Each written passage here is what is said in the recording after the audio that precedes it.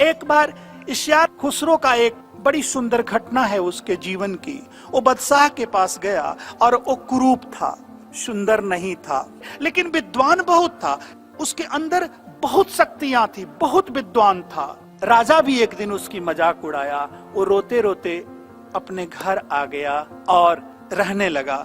एक दिन राजा जंगल में शिकार करने गया। शिकार खेलते खेलते देर हुई। देर होने पर उसको प्यास लगी। पानी पीने की कहीं कुआं या कुछ मिला नहीं। वो परेशान होकर लौटने लगा। संयोग से वो जंगल के बाद जो पहला घर आता था वो खुसरो का ही घर था, इसलिए कि वो इतना क्रूप था कि लोग उसके चेहरे भी सुबह सुबह नहीं देखना चाहते थे। तो राजा उसी के सामने आया, उसका घर था। सोचा इसके हाथ से पानी कैसे पिएंगे, लेकिन चलो अब तो मर जाऊंगा, उससे अच्छा है पानी तो पी लूं। उसके घर गया, वो बड़ा खुश हुआ और कहा, बादशाह कहता है कि मुझे जल पिलाओ, पानी पिलाओ, मैं मर रहा हूं पानी के बगैर। वो गया, बोला बादशाह थोड़ा रुकिए, मैं पानी लेकर आता हूँ।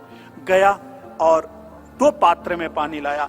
एक पात्र के लिए बहुत बड़ी लाइन लगी थी, इसलिए उसको आने में 1 घंटे लग गए। तो दोनों हाथ में 2 पात्र को लेकर आया और दोनों में पानी भर कर लाया। ला करके बादशाह के सामने रखा। बादशाह गुस्सा किया कि इतना देर तुमने क्यों कर दी। तो उसने कहा, राजा ये दाहिने हाथ में जो मेरे पात्र है इस पर लाइन लगी थी ये लेने के लिए, तो इसमें मुझे देर लग गया। बाएं हाथ वाला मुझे जल्दी मिल गया, लेकिन यही देर हुआ।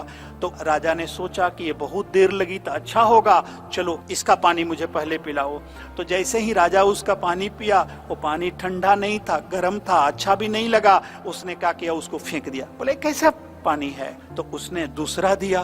तो दूसरा जो दिया वो देखने में अच्छा नहीं था। पहला वाला बड़ा सुंदर था, पीला था। दूसरा वाला अच्छा नहीं था, लेकिन राजा को पानी बड़ा ठंडी लगी, बड़ा सुंदर लगा, स्वादिष्ट लगी। राजा ने उसको भी गुस्से में ही था, झटके में रखा, वो फूट गया। राजा ने कहा, ये क्यों फूट गया। तो खुसरो ने कहा कि महाराज, ये जो दाहिने हाथ का लोटा था ये सोने का है, लेकिन ये जो बायां हाथ जिससे आपने पानी पिया और वो अच्छा लगा पानी आपको, लेकिन वो देखने में अच्छा नहीं था, वो मिट्टी का है। तो महाराज को समझ में आ गई कि चेहरे की सुंदरता और मुख की बातें जीवन को बहुत बड़ी चीज तो देती है, लेकिन उससे भी बड़ी चीज ये देती है कि उसके अंदर रखा क्या गया है।